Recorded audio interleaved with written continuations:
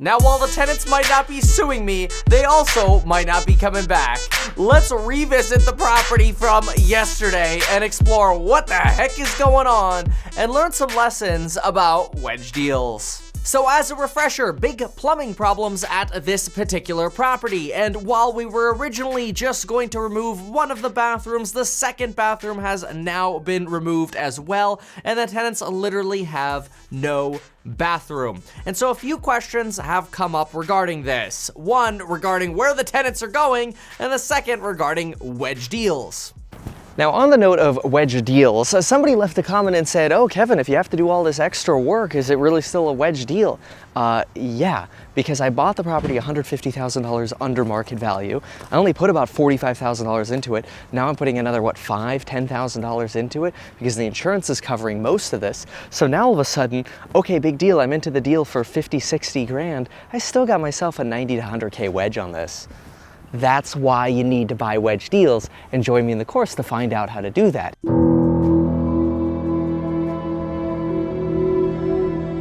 What's up, man? How you doing? Hey, good to see you again, Rob. Good seeing you. Hey, I'm Kevin. How's it going, Will? What's up, man?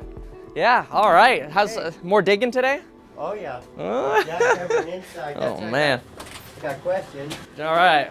Anyway, they ended up cutting my beautiful concrete too. The stuff outside was a beautiful fresh pour, and the stuff inside, I spent a whole $39.98 on a gallon of primer and a gallon of concrete paint to make that garage floor look good, okay? Now, a lot of you know that while this renovation work is going on, I'm also actively looking for an Airbnb rental property to buy. I'm evaluating whether or not to write an offer on this really good duplex opportunity that might be an opportunity or it might be a mistake buying right next to a cafe, but hey, maybe that would actually put the breakfast in bed and breakfast. Get it? Air, bed and breakfast, right? Airbnb. Anyway.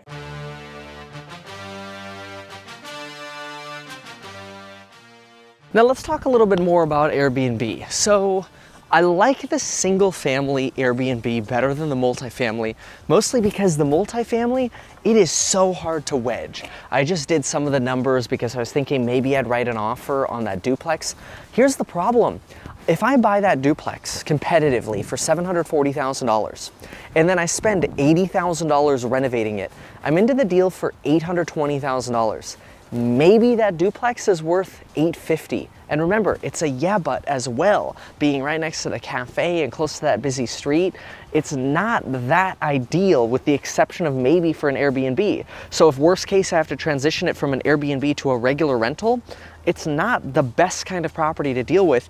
And maybe I have a $30,000, $40,000 wedge, but my rule of thumb is if I'm gonna spend $80,000, I need to have at least an $80,000 wedge on top of that to make sense of it. So what I mean by that is if I'm gonna spend 80, I better get the deal 160 grand under market value because I wanna be compensated. The last thing I wanna do is spend 80, the place is worth 80 more, and I'm net zero. That's stupid. It's like, why do the work? I may as well just go buy a new construction house or something, you know what I mean? Let's just make this abundantly clear, and as always, don't sue me, bro. Join the real estate investing course instead. Anyway, would you rather $450,000 spent on a property plus $45,000 in repairs, which puts you in for $495,000, and then have a property that's worth $600,000, which means in this case you have a wedge of $105,000. Would you rather $105,000 in equity, tax-free, asterisk, follow the steps of the course, or a property that you spend $740,000 on, you do almost twice the amount of work to? Remember, it's not just a number here, like you actually have to do this crap. That's annoying, that's a lot of work, it's the duplex. Now you're into it for $820,000 and the place is worth $850,000. That means you did $80,000 worth of work and you got yourself a $30,000 wedge because it's a duplex and these are way more competitive. Or would you rather a single family where, wow, you're into it for $495,000, it's worth $6,000, you got a $100,000 wedge. 3 times the wedge, half the work. See, that's why I much prefer buying a house for, say, $450,000, put 50 grand into it, then it's not even that big of a renovation. I'm just doing one unit instead of renovating multiple units. And rather than just having a tiny little wedge on that multifamily deal, if any, it might get bid up even more, I actually end up with like $100,000 of bonus money. This place right here, worth about $610,000 to $615,000 once I'm done spending a little bit of money cleaning it up. Let's go check in. Timo, what are you doing? First things first, it's almost like you almost always have to check in with the people working at your properties, because what usually happens, the painter's not sure what color to use. This one, what color? Same, the second or the... The painter isn't sure whether or not you're noticing the drips on the stuff that he sprayed on the closet doors. What was there? Was like these guys, and they like Okay.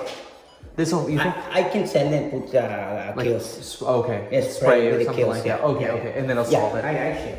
And like this, whatever. You kind of like these. Yes. Okay. Yo, what's up, man?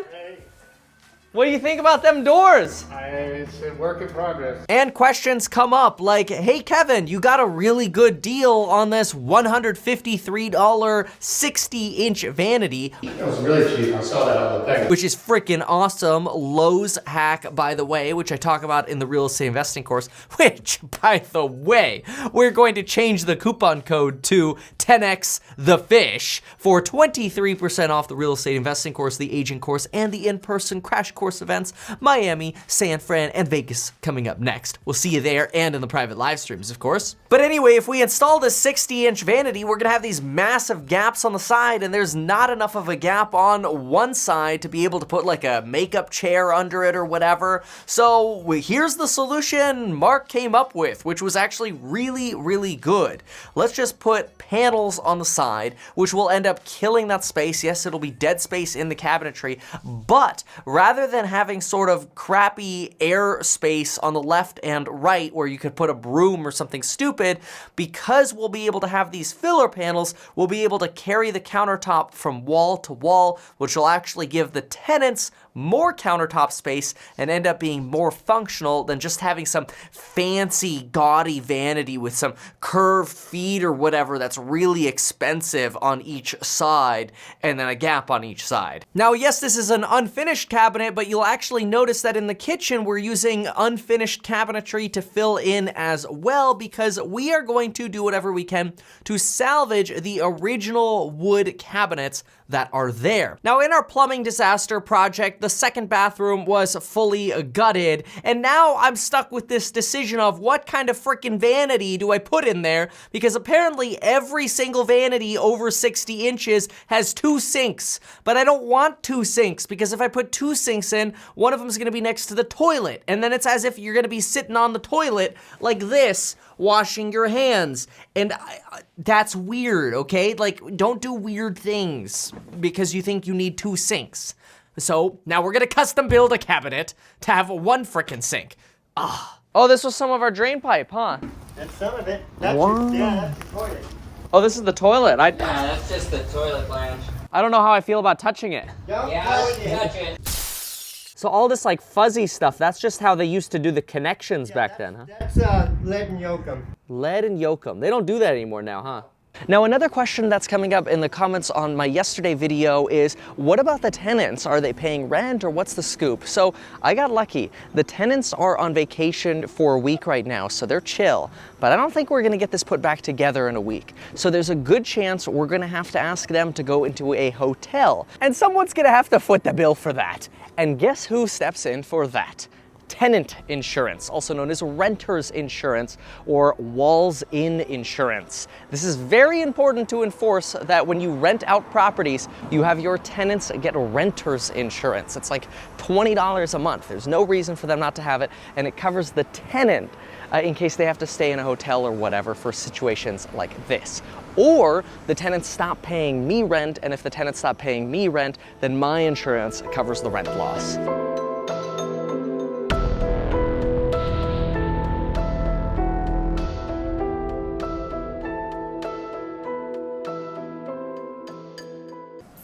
Hi, you have any property management tips? When you're taking applications, make sure that every person 18 and over is screened for their credit. Everyone? Everyone, because say you have some parents that have great credit. Hold on, Jack. I gotta go. I'm gonna tip. Really? Yeah. Wow. I'll see you later, Jack.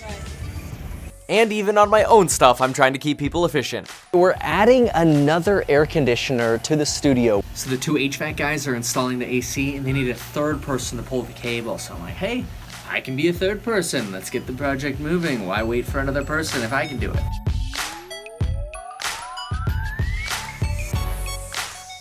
Mr. Max. Look, obviously investing in real estate, buying wedge deals, getting these below market value deals is an excellent way to build your wealth. I still get these cynical comments, even though I don't know how many times I've debated this and explained this on different videos, but I still get these people leaving comments like, well, it's not really money until you've sold. I don't want to touch the goddamn money because I don't want to pay taxes on it. But if I want to use it, I'll just borrow against it. Speaking of which, another comment asked about hard money loans and the difference between those and private money loans. Hard money is when you go to like companies and they don't qualify your income or your assets or anything. They literally just say, sure, we'll lend you money, secure it against real estate, and we'll just charge you at 10 to 12% and 2 or 3 points. Points, by the way, are 1% of the loan amount. Private money is kind of the same thing, except it's usually considered somebody that you know, like a private party that you know, a friend, family member, whatever, and they usually don't charge you as much money. They might charge you somewhere between 7 to 8% in interest, and maybe 1 or a half of point to do the actual loan. Well, folks, there you have it. And if you like this mix of office style and vlog style, make sure to hit that subscribe button and come back tomorrow, because there's a whole lot more where this stuff came from. Oh, and come to my crash courses too, like San Francisco and Vegas. Yeah, X the fish, baby.